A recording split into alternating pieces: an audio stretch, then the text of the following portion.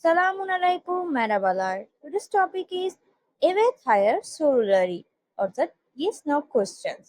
আজকে আমরা শিখব কিভাবে তুর্কি ভাষায় হ্যাঁ বা না বোধক প্রশ্নগুলি ব্যবহার করে থাকে। সোরু একটি কোশ্চেন সাফিক্স বা প্রশ্ন প্রত্যয়।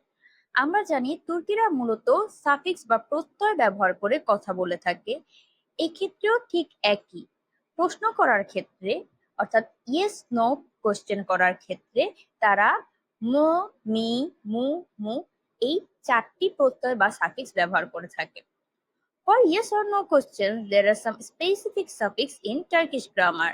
These are ma, mi, mu, mu. These suffixes follow four-way vowel harmony rules. আমরা জানি পূর্বে শিখেছি যে যদি দুটি সাফিক্স থাকে সেক্ষেত্রে two way vowel harmony rule follow হয় এবং চারটি সাফিক্স থাকলে four way vowel harmony rule follow করা হয়। যেহেতু এখানে চারটি সাফিক্স রয়েছে অর্থাৎ ম, মি, মু, মু, এই জন্য আমরা four way vowel harmony rule follow করব। কুরাল বা রুল।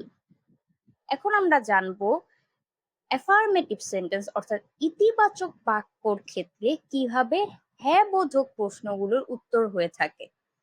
এখন কথা হচ্ছে ইতিবাচক বাক্য কি?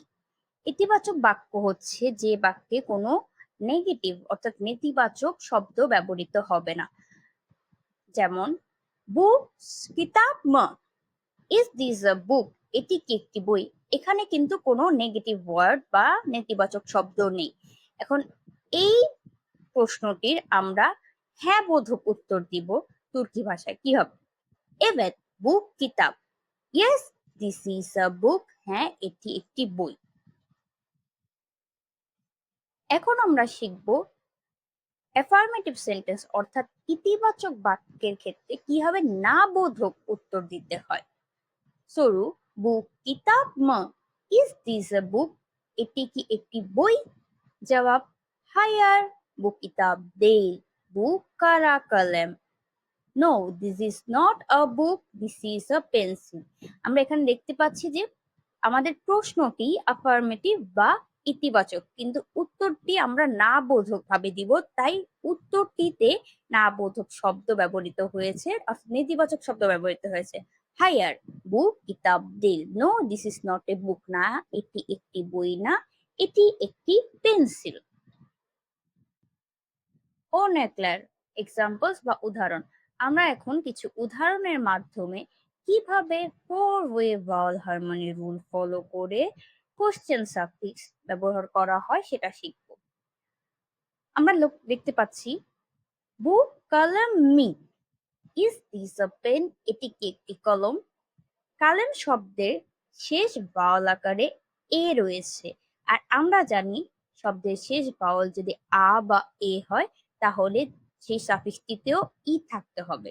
এখানে মি সাফিক্স ব্যবহৃত হয়েছে। Answer evet bu kalem olumlu বা পজিটিভ অ্যান্সার। হায়ার bu kalem değil bu mum boya olumsuz বা নেগেটিভ অ্যান্সার। আমরা জানি যে অ্যাফার্মেটিভ বা ইতিবাচক বাক্যের ক্ষেত্রে দুই ভাবে উত্তর দেওয়া যায়, হ্যাঁ বোধক বা না বোধক। তাই যখন প্রশ্ন করা হচ্ছে বু কালেম মি, এটি কি একটি কলম, উত্তরটি দুই ভাবে আসছে। evet bu kalem, হ্যাঁ এটি একটি কলম। হায়ার বু কালেম দেইল বু মুম্বয়া, যদি সেটি কলম না হয়ে থাকে অন্য কিছু হয়ে থাকে সেক্ষেত্রে না, এটি একটি কলম নয়, এটি একটি রং পেন্সিল। যেহেতু আমরা পিকচারে দেখতে পাচ্ছি যেখানে রং পেন্সিল বা মোম রং রয়েছে সেজন্য এটি মোম রং। পরবর্তী এক্সাম্পল আমরা দেখতে পাচ্ছি বু মাসা লাম্বাসমা। Is this a table lamp? এটি কি একটি টেবিল ল্যাম্প? লক্ষণীয় বিষয় মাসা লাম্বাস, লাম্বাস শব্দের শেষ ভাওয়াল আকারে রয়েছে ও, যার জন্য ম সাফিক্স ব্যবহৃত হয়েছে। ম সাফিক্সের শেষে ও রয়েছে। উত্তর দুই ভাবে দেওয়া যায় একই নিয়ম অনুসারে।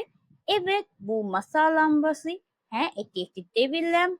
hayır bu masa lambası değil, না এটি টেবিল ল্যাম্প নয়। পরবর্তী উদাহরণটিতে আমরা দেখতে পাচ্ছি বু তোপ মু। ইজ দিস আ বল? এটি কি একটি বল? তোপ বানানের লাস্ট ভাওয়াল বা একটি ভাওয়ালে রয়েছে যেটি কিনা ও, তাই মু সাফিক্স ব্যবহৃত হয়েছে। উত্তরে evet bu top, হ্যাঁ এটি একটি বল, hayır bu top değil bu kalem। যেহেতু ছবিটিতে দেখা যাচ্ছে এখানে বল নাই, কলম আছে, সেজন্য না এটি বল না, এটি একটি কলম।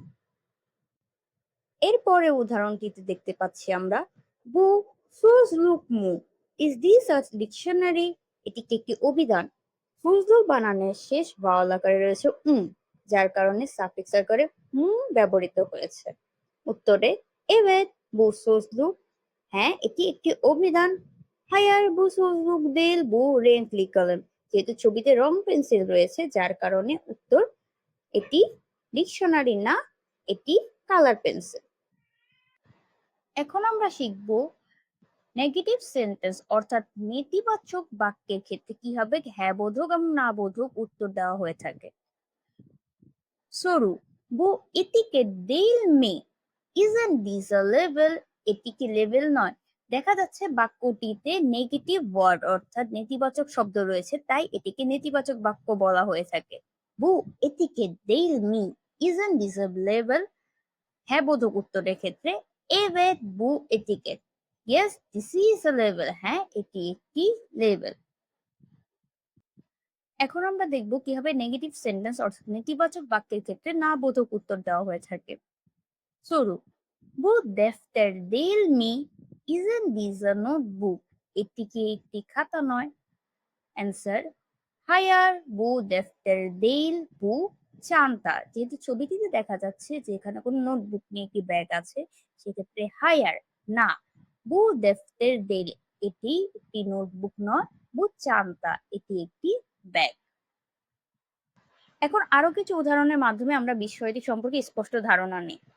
যেহেতু নেগেটিভ সেন্টেন্স অর্থাৎ নেতিবাচক বাক্যের হ্যাঁ বোধক ও না বোধক উত্তর দেওয়া শিখছি আমরা, সেক্ষেত্রে নেতিবাচক বাক্য মানে সেখানে একটি নেগেটিভ ওয়ার্ড থাকবে। তুর্কি ভাষায় দেইল অর্থাৎ নট বা না বোধক শব্দ, সেজন্য বু সিলগি দেইল মে, ইজেন্ট দিস অ্যান ইরেজার? এটি কি রাবার নয়? দেইল শব্দের শেষে ই রয়েছে অর্থাৎ লাস্ট ভাওয়াল ই রয়েছে, যার কারণে সবসময় সাফিক্স আকারে দেইলের পাশে মি সাফিক্সটি ব্যবহৃত হবে। অর্থাৎ নেতিবাচক না বোধক বা হ্যাঁ বোধক প্রশ্নর ক্ষেত্রে সব সময় তুর্কি ভাষায় দেইল মি শব্দটি ব্যবহৃত হবে। Bu silgi değil mi?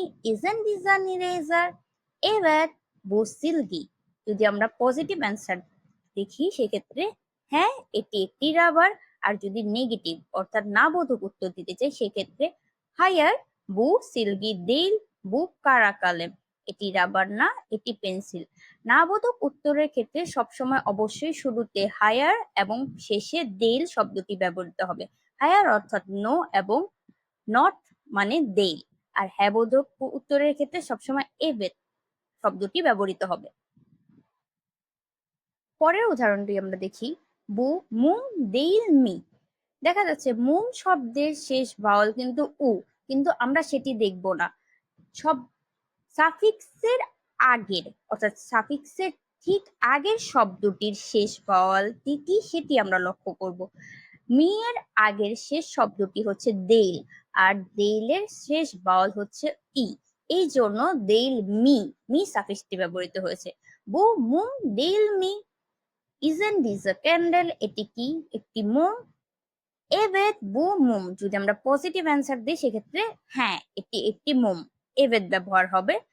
এবং যদি নেগেটিভ অ্যান্সার দিই সেক্ষেত্রে হায়ার বু মুম দেইল বু মুম বোয়া, অর্থাৎ এটি মোম নয়, এটি মোম রং পেন্সিল। আশা করি আমরা বুঝতে পেরেছি। ফর টুডে বুকাদার, আজকের জন্য এই পর্যন্তই। আবার দেখা হবে নতুন কোনো টপিক নিয়ে, নতুন কোনো লেসনে। আপনাদের যদি এই টপিকে কোনো সমস্যা বা প্রশ্ন থেকে থাকে কমেন্টের মাধ্যমে আমাকে জানাতে পারেন। Till then ben Sanjida beni dinlediğin için teşekkürler। অর্থাৎ আমাকে শোনার জন্য ধন্যবাদ।